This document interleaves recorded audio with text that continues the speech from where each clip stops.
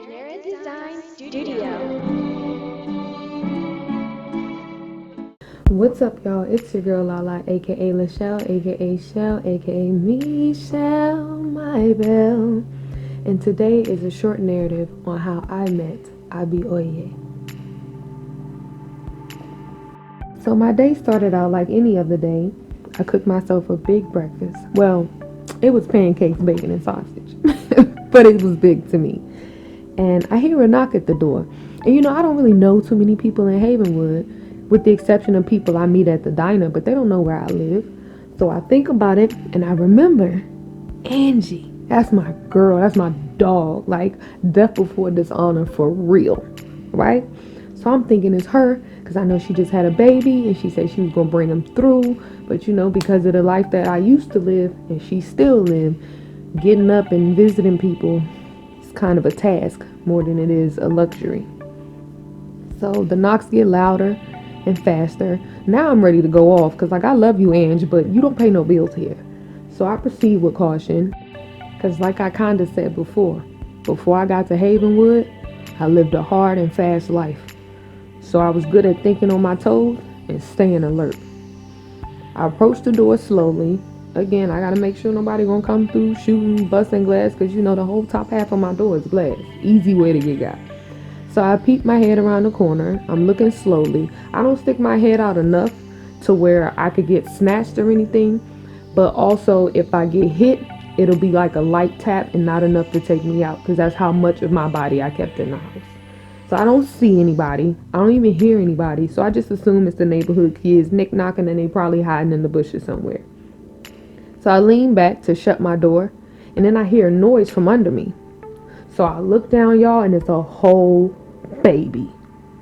And next to this beautiful baby, there's a note that says, Lala, Angie said you know what's up.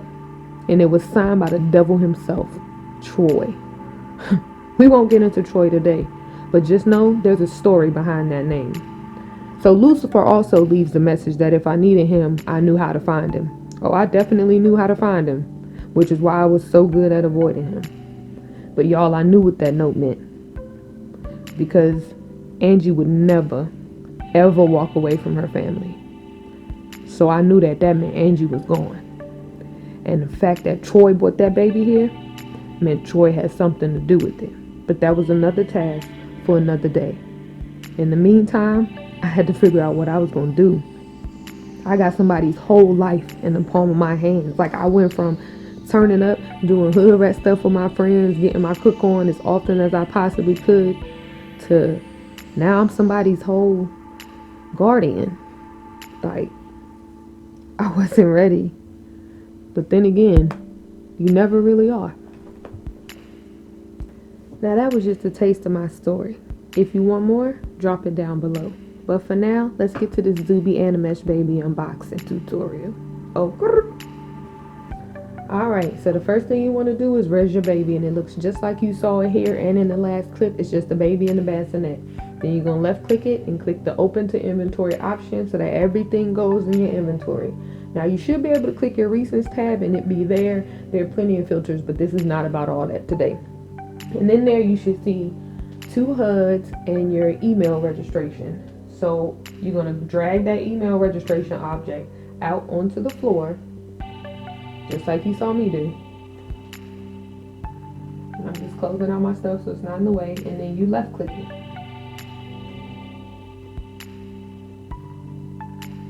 And then it's going to ask you what's your email, because you have to confirm it, and it's going to create an online Zooby account for you. That's how you track stuff with your baby. You track the baby status, where the baby is physically located. Luckily, with the new Animesh babies, you can never lose a Zooby baby. You just re-res it. But let's stay on track, shall we? So you click that, you submit your email information, you're going to get a confirmation. You just go in and follow the directions there, and it creates your Zooby account. Then you can just delete it, because once it's registered, it's registered. And don't worry if, say, you accidentally delete it, it's all copyable, so you can pull out the email registration envelope. So the first thing you want to do is attach the Zooby Animesh Baby HUD. I think the current one is 3.0. You should automatically get a box that pops up that says activate. That's how you res the baby. If it doesn't pop up automatically, don't worry. There's a little baby icon in the top left part of the HUD. You can just click that. Once you click activate, I believe you're prompted to name your baby. You could always rename it. So if you misspell something or whatever, don't worry about it. You can rename the baby at any time. So once you hit submit after entering the baby's name, you should be prompted to attach the baby to you. Accept it. And that will help your baby res. And it should start resing like on the corner of your bassinet. That's where mine resed anyway. But y'all will see.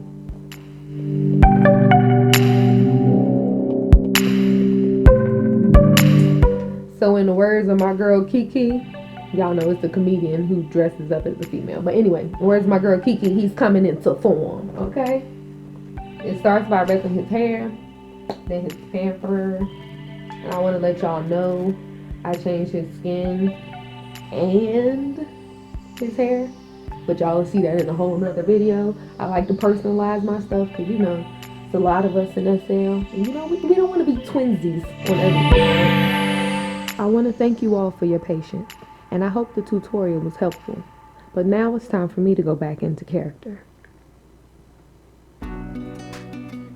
So as I sat there with my knees on the floor, I could hear Angie in the back of my mind. She'd probably be like, B, if you don't get the F up. Angie was a tough woman. Loving, honest, hardworking, and tough as nails. She used to always say to me, life don't stop just because you got your feelings hurt. So I knew in that very moment that I had to stand for my girl 10 toes down. She trusted me enough to leave me with her son. And it was my duty at this point to do right by her, just like she had done right by me over the years. And while I wanted to make sure little man was well taken care of, I still had to be cautious. Because like I said, Troy was the devil. He could have been lurking anywhere. For all I know, this ain't even Angie's baby. Yeah, he the type to steal somebody's baby just to set a trap. And he would just toss the baby somewhere. Like, that's how Troy get down.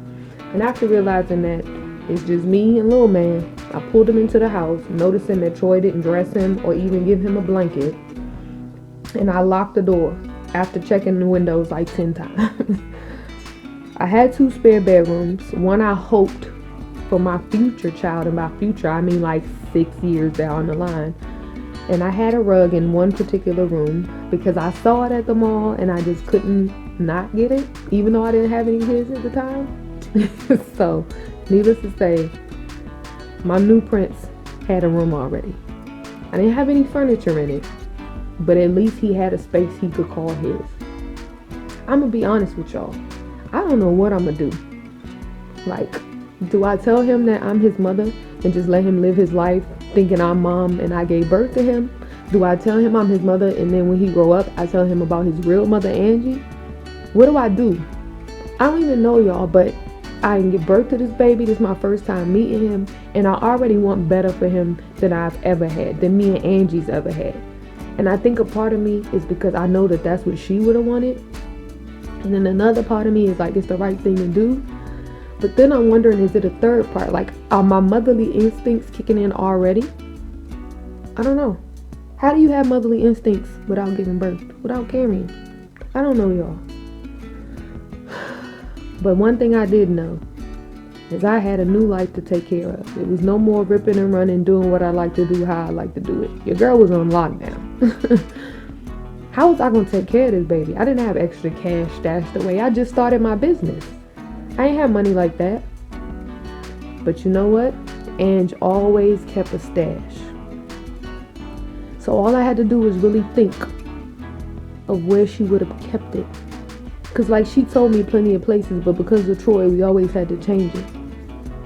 She sent me a cryptic text a few weeks ago. And unfortunately, I got a gut feeling that she knew this was coming. So I'm sure the information was in that text. I don't know what I'm going to do, y'all, how I'm going to do it, who I'm going to do it with. But pray for your girl. Until next time, peace.